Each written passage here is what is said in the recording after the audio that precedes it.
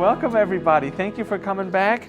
Good to have you here for the fifth session of our Bible study, More Than a Shepherd. So today we're doing 2 Samuel chapter 5, right? But before we dive into today, do you remember what happened last week? Not so much. Yeah. Okay. Well, All the right. thing I remember was that the one, I don't know, the leader killed the one, was it Yes, brother, son of somebody? that's with right. the blunt edge of his sword, and that has stuck with me all week because I think, The Oh, yeah. blunt end of his spear. yeah, why didn't he just Yes. use the sharp end? It would have been so much easier. I guess because he was running away, so he used the butt end. So he used Yeah. the butt end of the, yeah. Yeah. And I thought, what a horrible thing. Yeah, you know, and like that one actually got to me too, because it's like you never thought of like the other end of the spear being that lethal as well, right? I mean, I mean, it's a metal rod. Like if you force it into somebody. Just break the flesh right away. It had to be a painful process. Oh, you're of right. making You're that right. happen even. Yeah, that's true. You know, how In medieval days, they had a spike sometimes on the end and also out the sides. I don't know if they did back maybe then. it or was On not. the something other like end. that, but there was Good some- point. Maybe there Good was. point. Yeah. Maybe Who it was- knows? That's a terrible process. But Well, that's what I've yeah. seen mostly. I did not study military history enough to know. but either way, yeah, it must have been a painful process. And you're right. Last week, it really was about a war between brothers, right? And it wasn't just about because Abner was the one, right? And the other, I forgot his specific name, but he was Joab's little brother, Yes. right? And Joab was the captain, was the leader of David's army. Abner was the leader of the other camp. He was the leader of Israel's army, of Ishbaal's or Ishbosheth's army, basically. Yes, and while Abner was kind of the strong man in Israel, right? Like the one who kind of took Ishbaal and made him king, because like, you're the son of Saul, you're going to be king. Here we're going to go, right?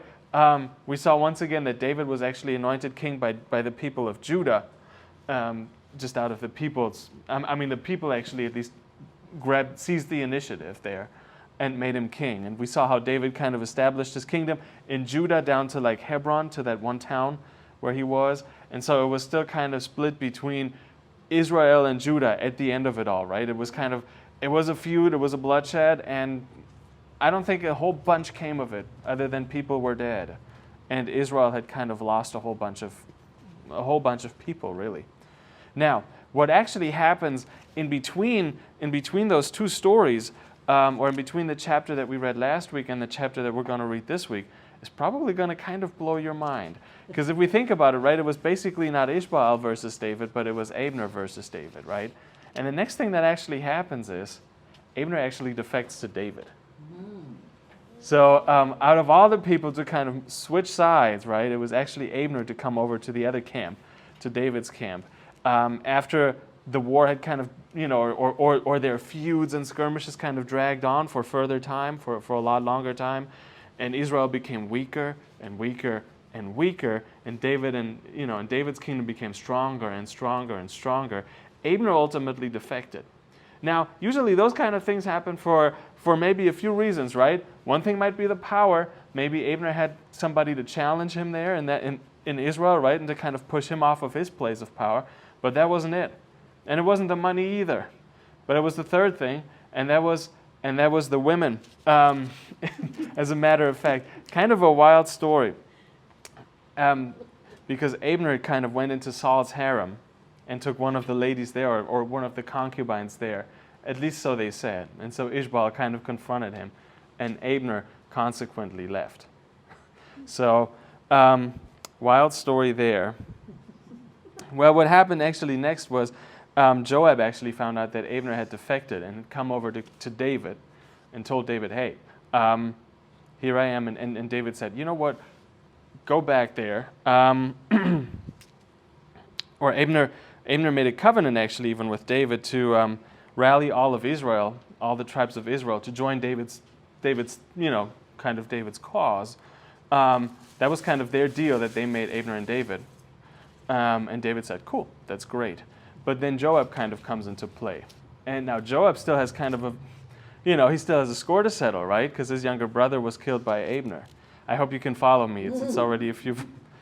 So what Joab thought was that Abner, the guy from Israel, right, that he pulled a good old Bill Gates on him and just kind of went undercover in the opposing camp just to kind of spy on David. I don't know if you knew that, but that's what a young Bill Gates actually did too, is he actually spied out Apple computers. So what young Bill Gates did was he just hired on at Apple computers under maybe a false name, I don't know, and worked there and just kind of was like an undercover spy and just kind of figured out how Apple did stuff to import it over to Microsoft.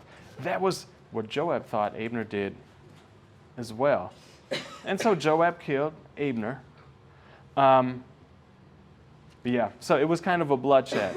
And what continued after that was actually that people, well, really all that was left at Israel at this point, right, was Ishbaal, was kind of the king in Israel. His strongest ally, right, like his captain of his army was gone. David was growing stronger and stronger. Israel was getting more and more of a mess. Well, and what happens when things are a mess in a country? There's usually the military, right, that's trying to push over the king. And that's actually what happened to Ishbaal as well. There were captains of his army, 2 brothers, who actually killed him in his sleep and brought Ishbaal's head to David. And what did David do? What did David do? What do you think he did? Remember, even when they buried Saul, his arch enemy, right? David was still David showed respect to those people, right? Mm-hmm. So what he did here was actually the ones who killed Ishbaal, he actually had them killed, because he was like, you're disrespecting Saul's, you're disrespecting the kingdom here, so he had them hung as well. So it's kind of it's been a lot of back and forth and a lot of a gruesome war between Israel and Judah in the meantime, and a lot of people had basically died. So it was kind of a rough kind of a rough going, and that's kind of where we start off today. No problem. Okay, so let us just dive in and kind of read the first 5 verses of today's chapter. Who's willing to read for me? I'll read. I don't know where I'm reading at. Okay, chapter 5, verses 1 through 5. Sorry. Okay. David anointed king of all Israel? Yes, that's it. That's exactly it.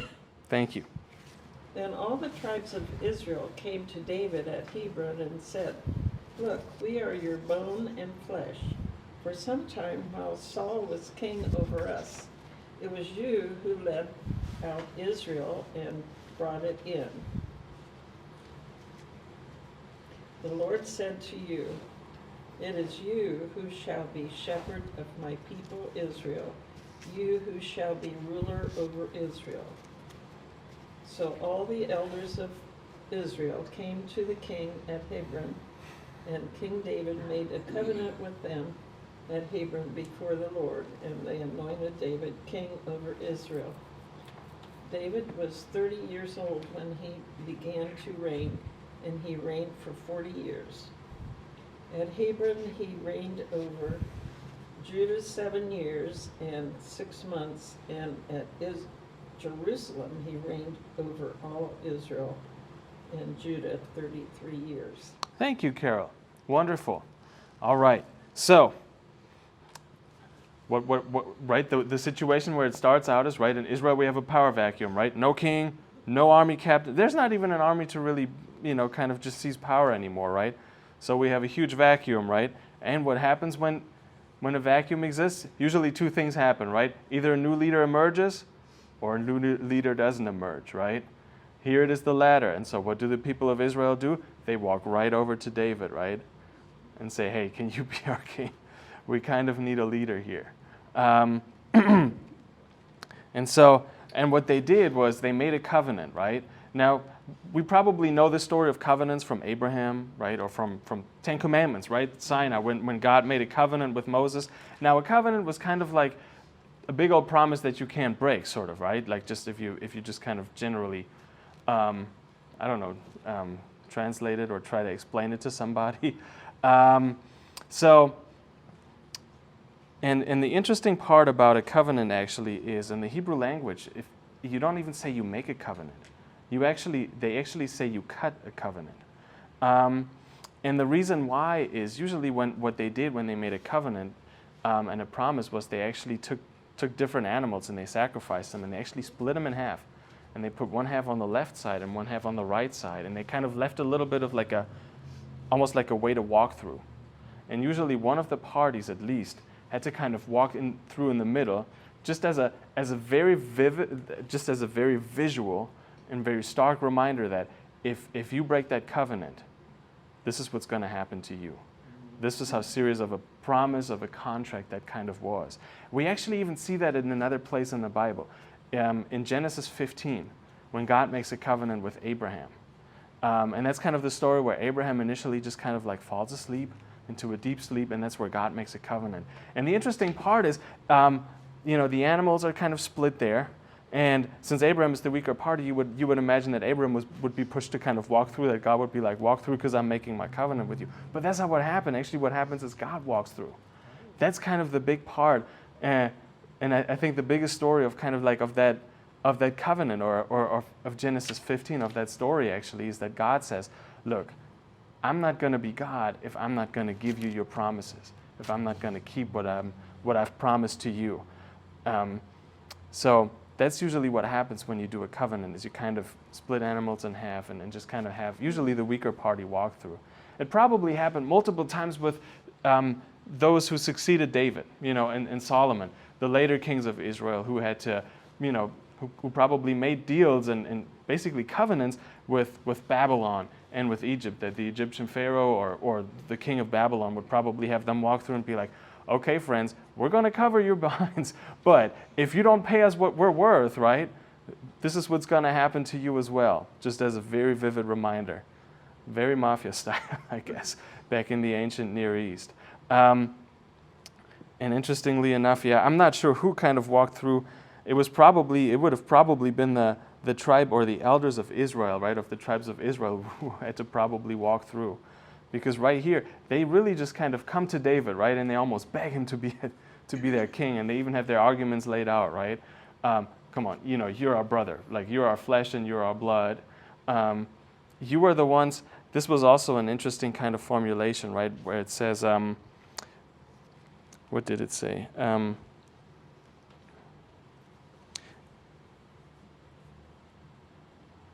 It was you who led out Israel and who brought it in. That's a weird way of saying stuff, right? Like that's what actually does that mean, right? I think the most plausible way to explain that phrase is actually David used to be Saul's general, right? Like or kind of the leader of his army. So what happened is what that actually means is like you used to lead our army.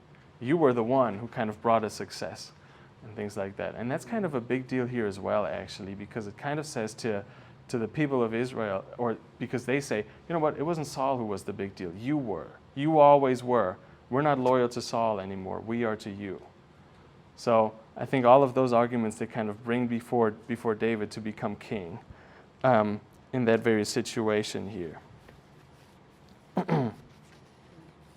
Is there anything else that you have, like in terms of questions of those first few verses? Anything else that spiked your interest? Anything else you want to know about covenants?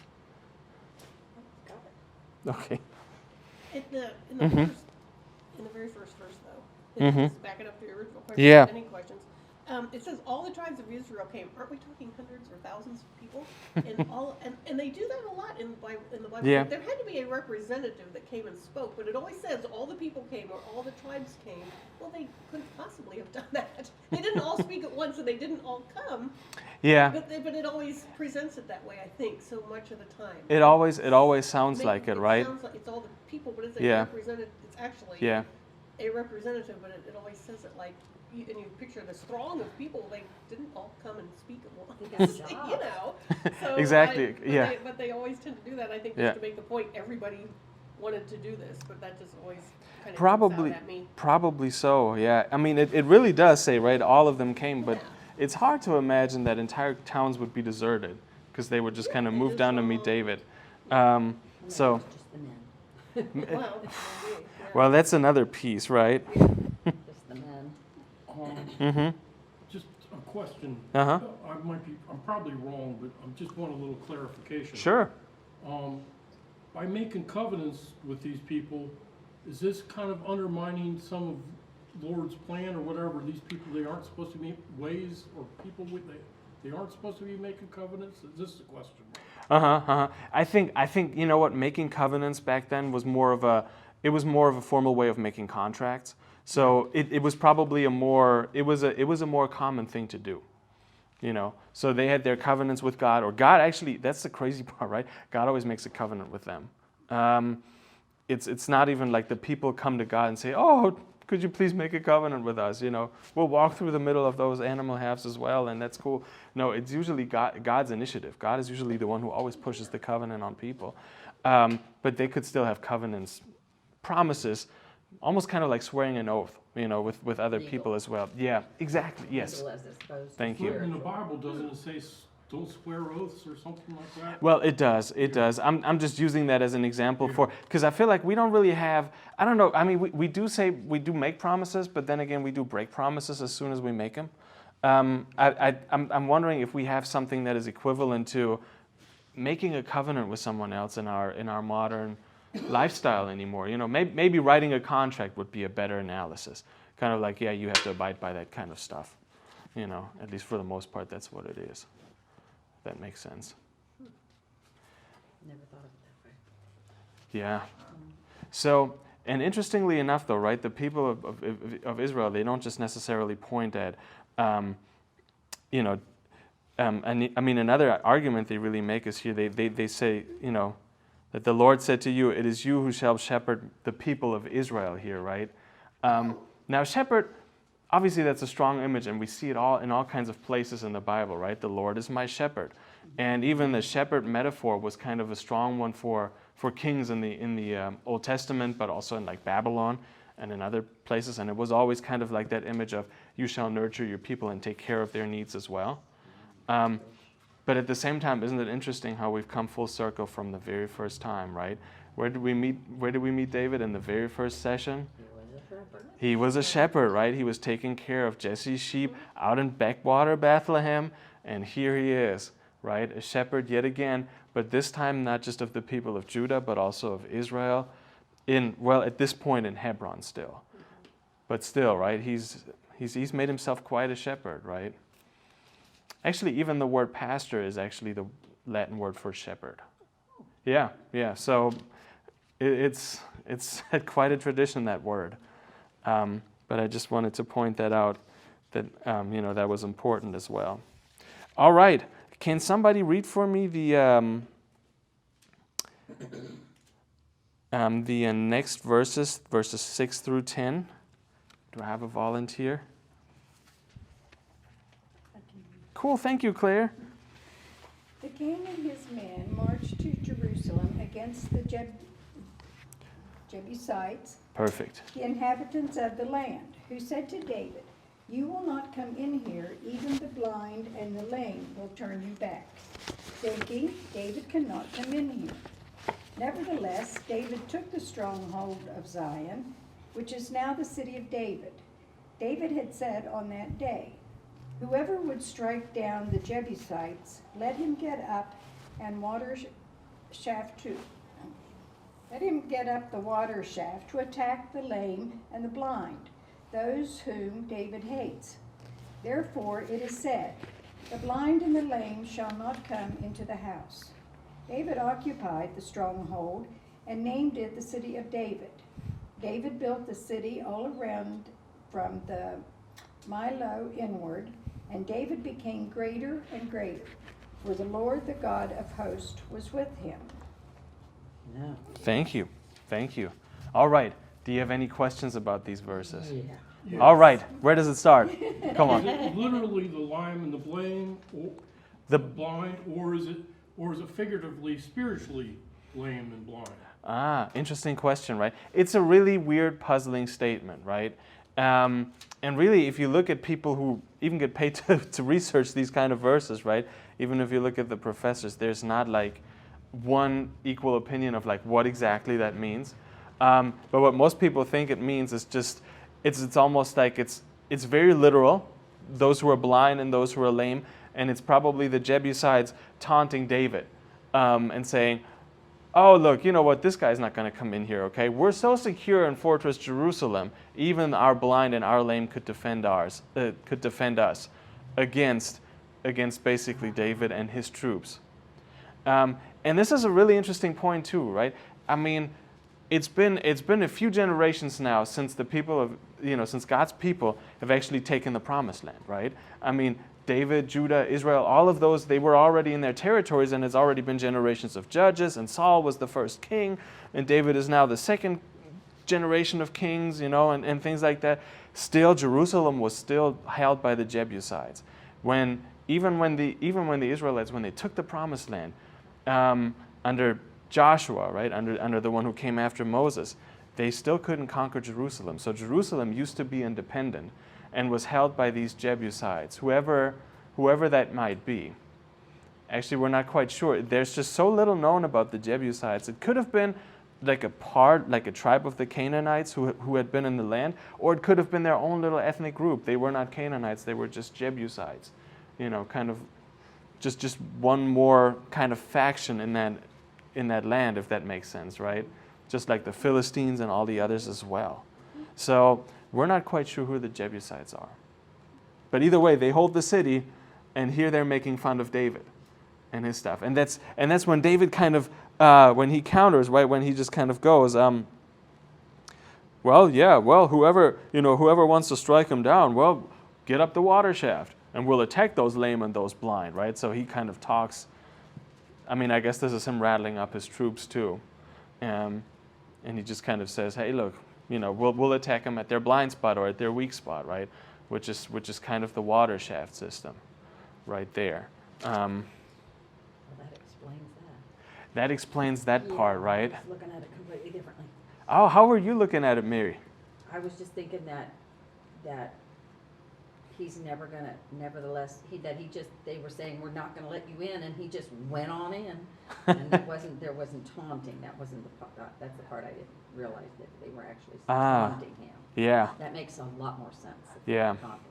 And another thing that might also be meant, even though it says let him get up the water shaft, maybe what he also meant is, we'll just dry them out. We'll just cut their water supply off in some way. That would make more sense probably than, I don't know, just walking up that water system. I'm sure it's pretty hard to do that. Well, that may have been their weak point. Maybe that's how they gained access That's to right. the city. That's right. And defeated him from the inside. Yeah. Or maybe they just dried him out, It's pretty hard to live without water. But whatever he does, right, is pretty successful and pretty effective. And what's so surprising actually about this chapter is a lot of things happen here, but a lot of things are said in very neutral, very pragmatic ways, right?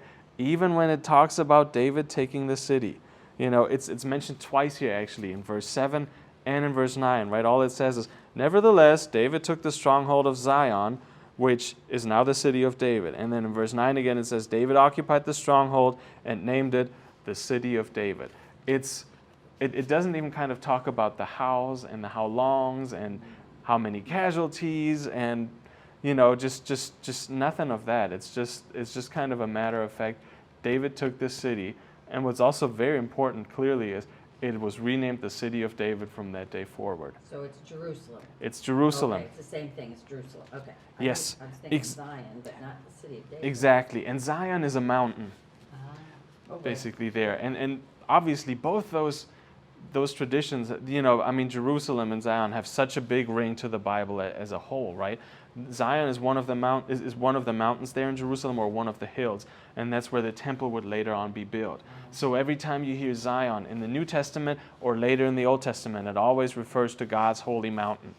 That's what it is, exactly. That's where that's where God was believed to be. That's where God dwelled. Later on was Zion.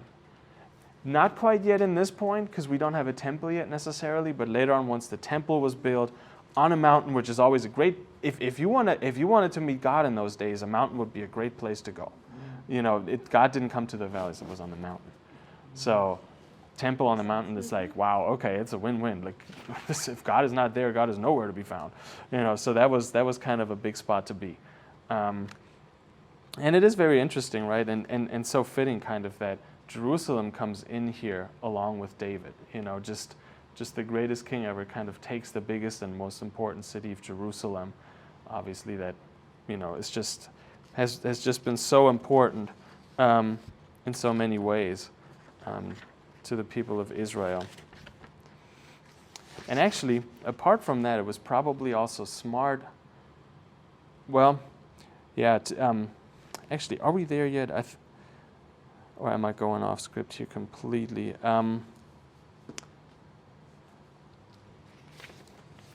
Give me 1 second. Yeah, actually, so no, it's fitting. It's also fitting, I guess, or it's actually also smart leadership that David kind of makes Jerusalem the capital and doesn't keep it in Hebron. And I'm not, and it's actually for the same reason as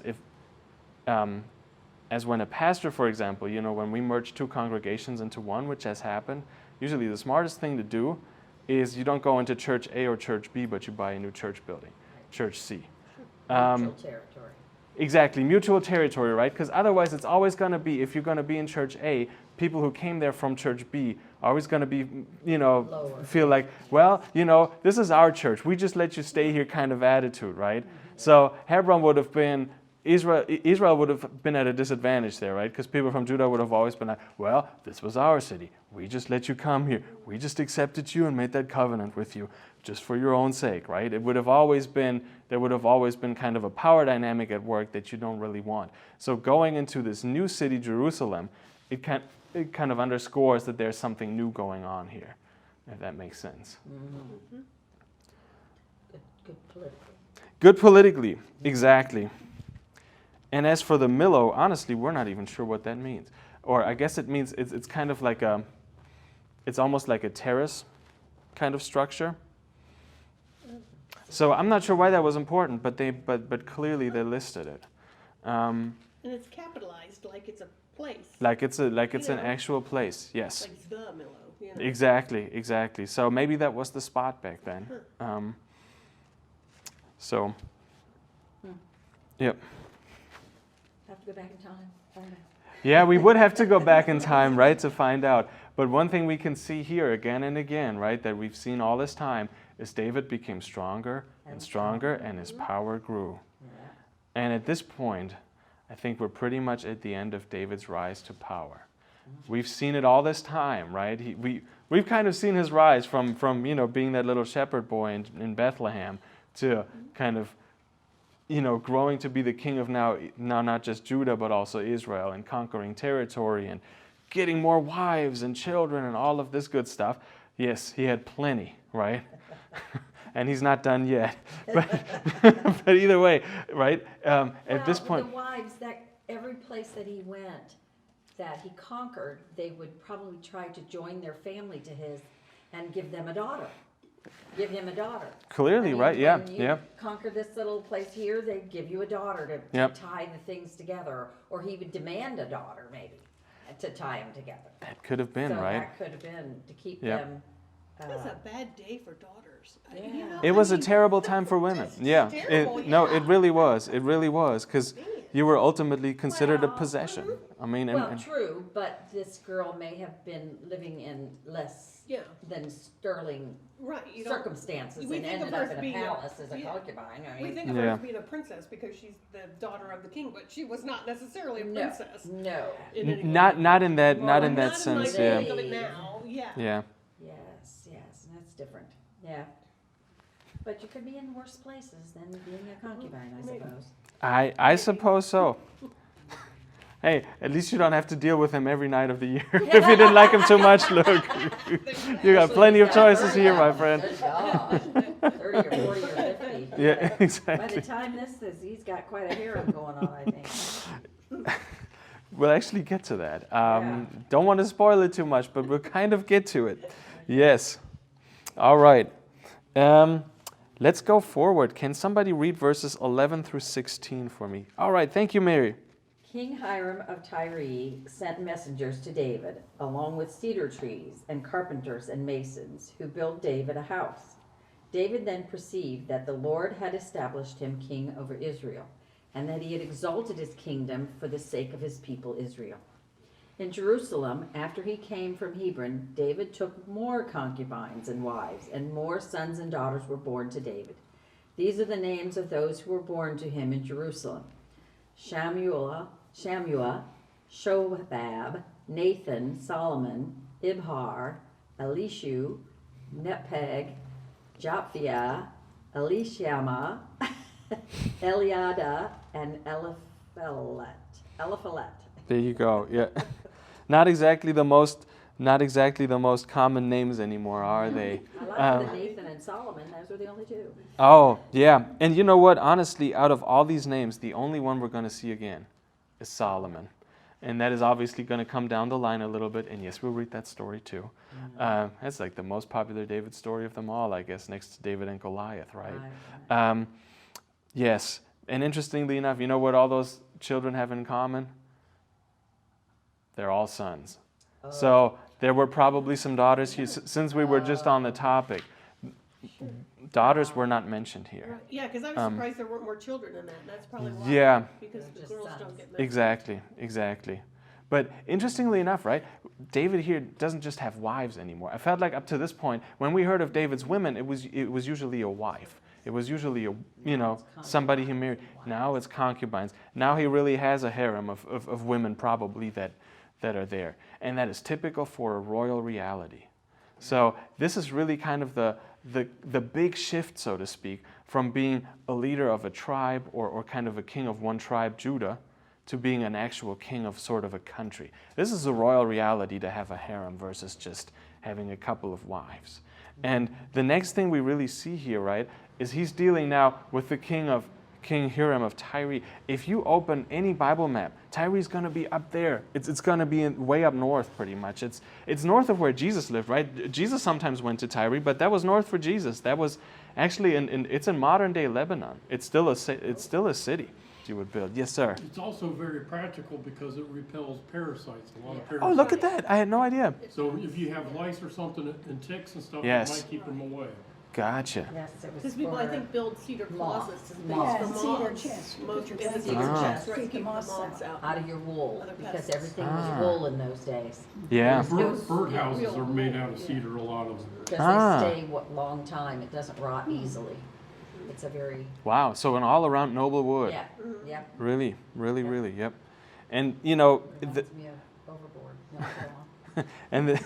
and the truth is probably, in all honesty, even though the text doesn't mention it, they probably had a trade relationship going on. So David probably gave something, whatever it was. He must have given him something. So he was trading with other kings. But that's also a great sign, because we see here that David kind of secures Israel's future, that they get goods from outside, He's from other. respected Yeah, exactly, right. by other groups. Yeah. So Oh. to trade is usually a good thing. Yeah. It says King Hiram sent messengers to David along with cedar trees. So the messengers are maybe asking for something or trying to set up a Yes. thing or something.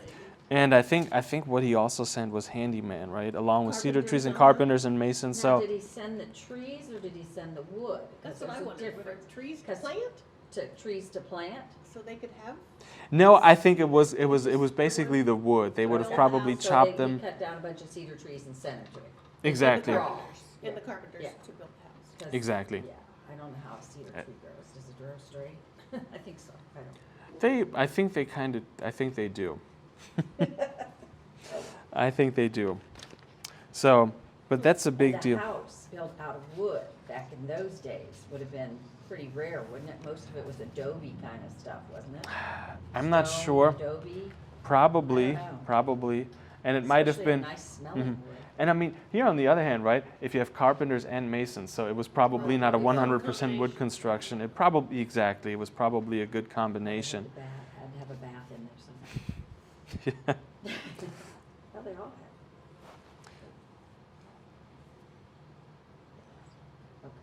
So really, once again, it's kind of that paradigm shift, right, from conquering a kingdom, in a tribal reality, towards really securing his kingdom. That's kind of where we're switching to. You can see how he secures trades, how he kind of does how he does that. But at the same time, and since we're speaking about cedars as well, this is also important. We need to understand cedars back then were a pure luxury good.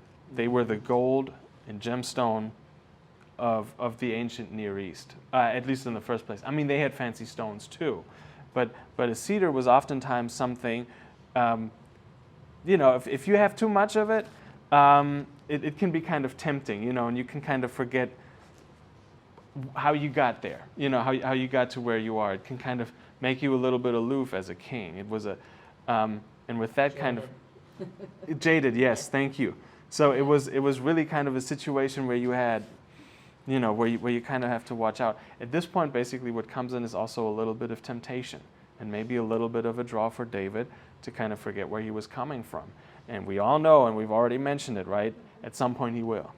And that's kind of a big threat, at least to a very God-fearing and God-honoring king as David once was, right? Because he was always the guy, right? The first thing he always did, oh, should I do this, Lord? Should I do that, Lord, right? He was always casting lots or praying.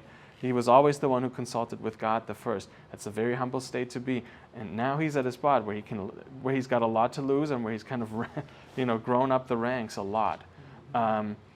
So just that luxurious, cedar trees, concubines, it kind of introduces a different, just another kind of strand in that story. Yeah, he feels that entitlement now. Probably, yeah. Deserves that. Yeah. Yeah, this will be fine. Yeah. I'll just go the next step. That's how it always happens. Yeah. I think so. At least it must have grown on him, right? It's as we would all wrestle with that, Oh, yeah. basically, or probably almost all of us would kind of wrestle with that. All right, now let's read the last few verses, verses 17 through 25. Can somebody read it for me? Cool, thank you. 17? Okay. When the Philistines heard that David had been anointed king over Israel, all the Philistines went up in search of David. But David heard about it and went down to the stronghold. Now the Philistines had come and spread out in the valley of Rephaim. David inquired of the Lord, "Shall I go up against the Philistines? Will you give them into my hand?" The Lord said to David, "Go up, for I will certainly give the Philistines into your hand." So David came to Baal Perazim, and David defeated them there. He said, "The Lord has burst forth against my enemies before me like a bursting flood." Therefore that place is called Baal Perazim. The Philistines abandoned their idols there, and David and his men carried them away. Once again the Philistines came up and were spread out in the valley of Rephaim. When David inquired of the Lord, he said, "You shall not go up. Go around to their rear and come upon them opposite the balsam trees. When you hear the sound of marching in the tops of the balsam trees, then be on the alert, for then the Lord has gone out before you to strike down the army of the Philistines." David did just as the Lord had commanded him, and he struck down the Philistines from Geba all the way to Gezer. Thank you so much. Yes. One negative thing about taking on the tribes of Israel, into your kingdom and kind of uniting them together is you kind of pick up their enemies along with them, right? That's kind of the big deal. And who was the number one enemy all this time? It was the Philistines, right? Fortunately, though, David was the one who was very effective against the Philistines in the past, right? Not just Goliath, but we've also seen it in other fights, right? Every now and again, he was able to kind of repel them, to kick them out, or strike them back and be victorious against them in battle, so to speak. And interestingly enough, we still see the David that we're used to, right? The David who first of all inquires of the Lord, "What shall I do? Should I even go to battle against them?" And in the first instance, right, God says, yes, do so. And that's basically what David really does, right? And so when we're talking about his stronghold, we're probably talking about a fortress that was named Adullam. It was a little bit, it was kind of northwest of Hebron. So far down of Jerusalem, kind of. That's probably where he was hiding. And from there he probably attacked them. And the Valley of Rephaim is probably kind of right at if you open your maps in the back, maybe you can see it. I don't think the Valley of Rephaim is usually even drawn in there, but it's mostly it kind of is right at the border between the tribes of Benjamin and Judah. If you have a map that kind of that shows you that, kind of that territory, then you will see it. So Rephaim was probably right around here somewhere, right between Benjamin and Judah. And Adullam was kind of like right here where my index finger is, so to speak. That makes sense.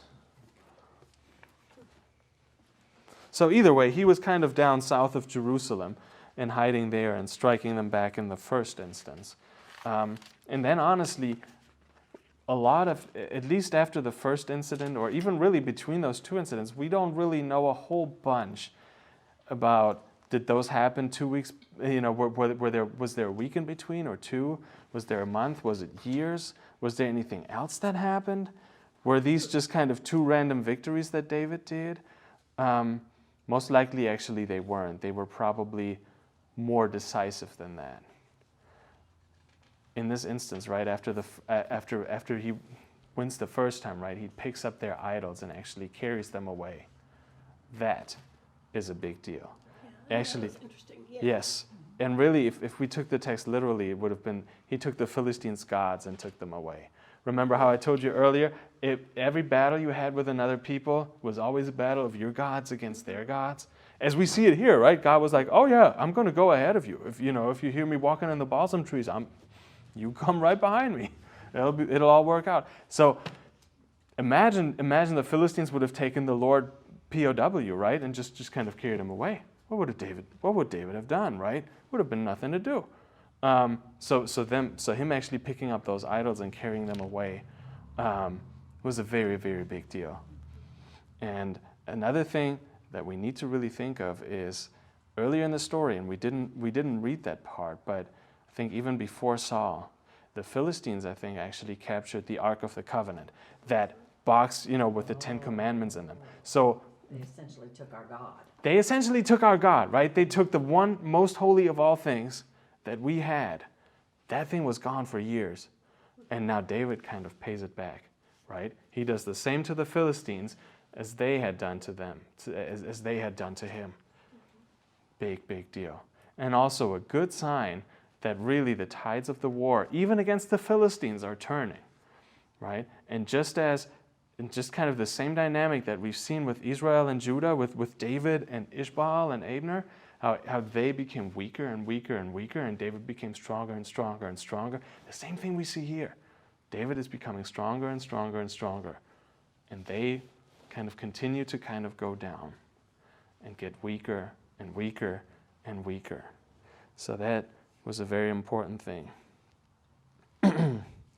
And another thing I wanted to point out is, in that second incident, right? That sounds a little cryptic as well, right? Did you ever hear somebody march in the balsam trees?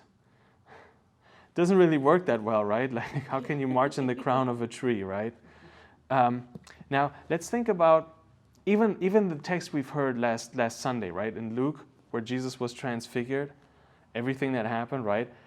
It was light, right? All of a sudden, he was just shining really bright. There were clouds. There was a loud voice, probably a thundering loud voice, coming from the clouds, right? Saying, "This is my son. This is my chosen one. Listen to him," right? Now, those are typical things that happen when you meet God. Other things that are typical that happen when you meet God are thunderstorms and strong winds coming up.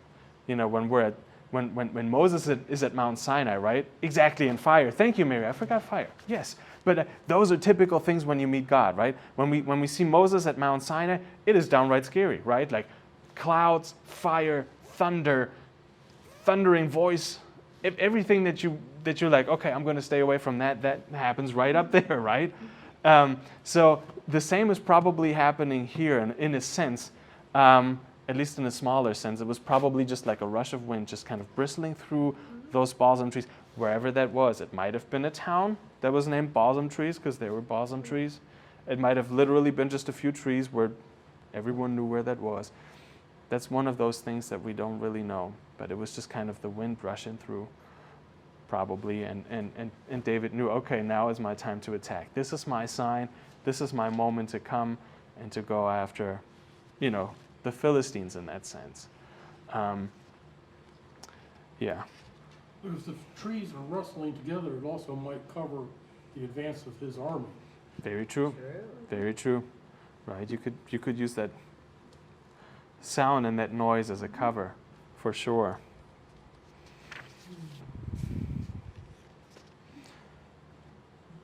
Mm-hmm. Chapter. Yep.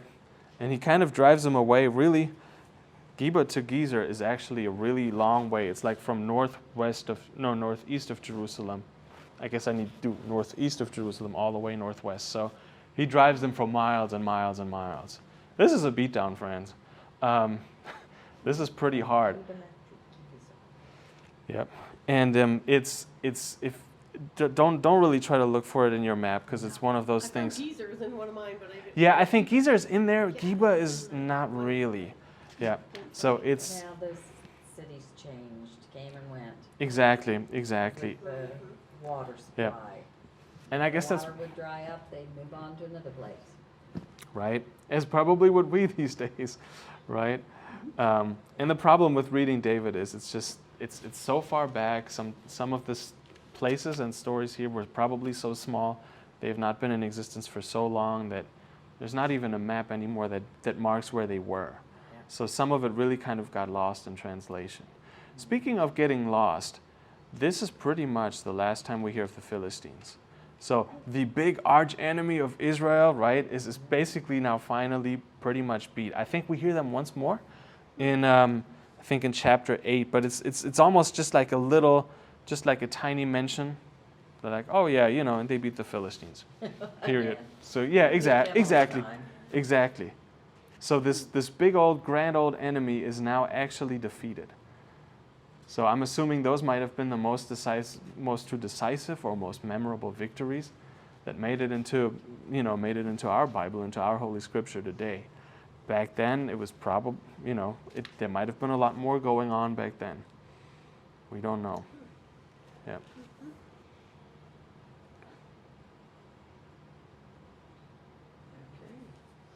Okay. Yep. Looks like we're gonna get into some music in the next section. So, yeah, I mean, I guess at the end of it all, we can really say that David really established a kingdom here in more than name only, right? He secured it militarily by beating the one big enemy, right? All the others have really not mattered in these last chapters, have they? The Amalekites and the Amorites and whatever. He beat the Jebusites today. It's almost like what once was just like a wild landscape, right? Full of tribes rivaling each other and beating each other up all the time and skirmishing around. He pretty much kind of has the monopoly now in power, as it seems, right? He's kind of having his kingdom established. The Philistines are beaten. Who else is there, right, to really step up to David at this point? So he's militarily. I'm sorry. Okay. He's brought peace. He has brought peace, right? Brought peace to that region. Yeah. Was the idea that the Philistines were big idol worshippers? Did that have something to do with it? Because it talks there at one time about them carrying away the idols. Yeah. I think that was a big deal. I think back then it was that everybody was idol worship, worshipped idols, and they usually had plenty of them. They usually had plenty of gods, right? And so, but if you take their gods away, that was a big deal. That was a big deal. Yeah, I mean that was a catastrophe for the Philistines at that point. Mm-hmm. Did I answer your question, Claire? I think so. Good. Mm-hmm. I'm just, because they always talk about the Philistines, so Yeah. I guess kind of like, I don't know, religions even of today, the idea that these were ones that actually had idols, and that was always the big commandment of God, was to get rid of the idols. Yeah. So is that, I guess what my question is, Uh-huh. is that kind of why Oh. God was so with David, was because he was attacking the Philistines and getting rid of the idols? You know what? I think that probably was another layer in the whole situation. I think the first thing we need to notice is God just chose David. And I'm not sure if it even ever said that. Well, And Goliath was with the Philistines, is that right? Goliath was a Philistine. Yes, Okay, absolutely. so He that's where it was started. their super soldier. Yes, he was their secret weapon, or not so secret weapon actually, because they pushed him first. It wasn't But much of a secret. yeah, but he was the ace up their sleeves. That's for sure. Yep. But really, I think in the beginning, God just chose David because God chose David. That's just what it seems like. Nobody was kind of pleased with Saul anymore, and God says, Samuel, go. I have chosen someone. It's a son of Jesse, and I'm going to show you who it is. And we never know why David, why not one of his older brothers, why not the guy in the, in the next house or in the next farm or in the next town over, but it was David. I don't know, to me, it seems like it was cool because he was very small and young. And Yeah, everybody else absolutely. tried to kill him and Absolutely, nobody right? done it. So Yep. this guy just goes up and least expected of all. For sure, right? Exactly. And I mean, I guess there we have a pattern that we just kind of keep seeing throughout the Old Testament, throughout the New Testament, and then beyond, right? God kind of keeps showing up in places we didn't expect God to show up, right? Jesus was born in a manger in Bethlehem. He could have been born, technically he could have been born in Rome, in velveted beds. Nobody said he couldn't. It was God. He could have done it, or in Jerusalem, right there in the palace, but he didn't.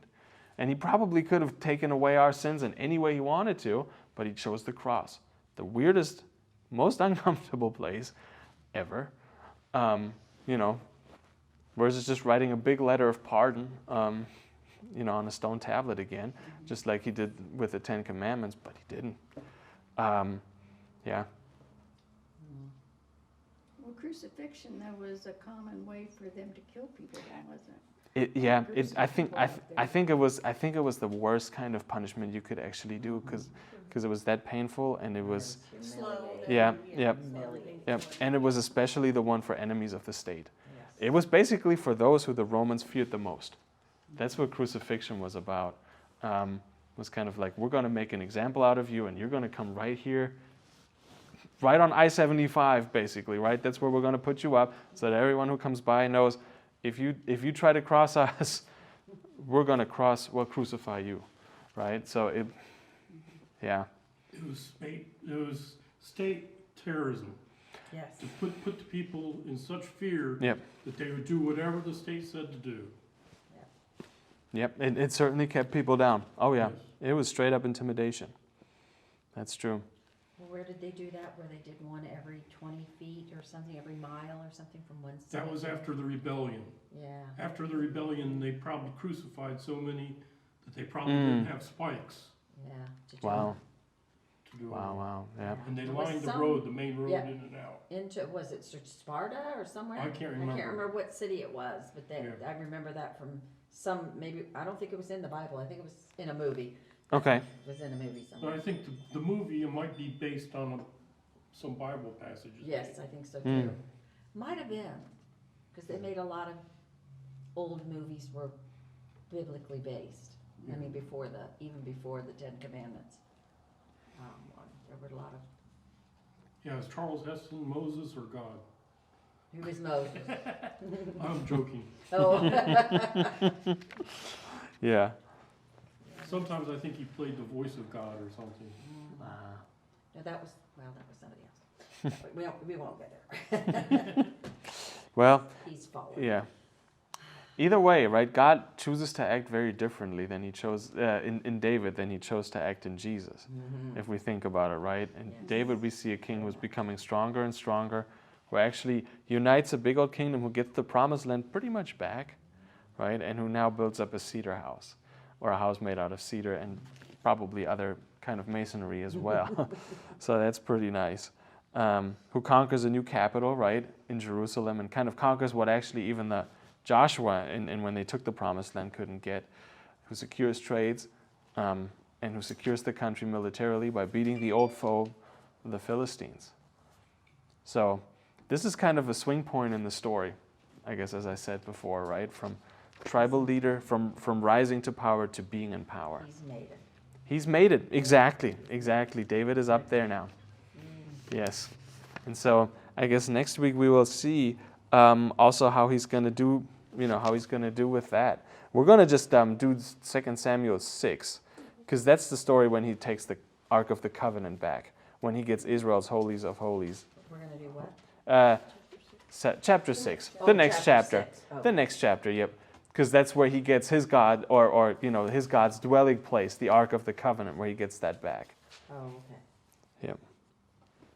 Okay. Cool thing. Well, are there any other questions, comments, concerns, criticisms? All right, good. Well, thank you for coming today. Thank you. Awesome.